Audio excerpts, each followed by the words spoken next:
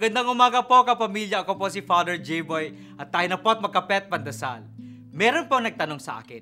Sabi niya, sinasabi kong ang first priority ko ay aking pamilya. Ngunit bakit dumadating ang panahong kailangan kong piliin ang aking trabaho para sa kanila? O isang estudyante naman ang nagbahaging mahal niya ang kanyang girlfriend. Ngunit may mga oras hindi maaaring bitawan niya ang kanyang pag-aaral kung nagyayaya siyang lumabas. Nahahati ba ang pag-ibig? Frederick Buechner said that the first stage of love is to believe that there is only one kind of love.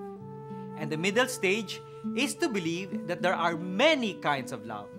And the final stage is to believe that there is only one kind of love. Kapag nai-inlove tayo, iisa lamang ang ating nararamdaman. Laging gustong magkasama at magkadikit. Kapag nagyayakap at taimtim na nag-uusap, buong-buo ang ating karanasan. Ngunit, kung magpakasal at magkaanak, ang pag-ibig ng mag-asawa ay nahahati sa anak, sa trabaho, sa kanya-kanyang pamilya. Subalit sa kahuli-hulihan, lahat ng ginagawa natin ay nasa ilalim ng iisang pag-ibig. Iba't ibang pagpaparamdam ng pag-ibig, ngunit lahat ng ito ay nasasaklaw sa isang malalim na pagmamahalan. Minsan hindi nakakatulong ang paghahati o sinasabi natin ranking, sino ang mas priority. Mahalin na lang nating lahat.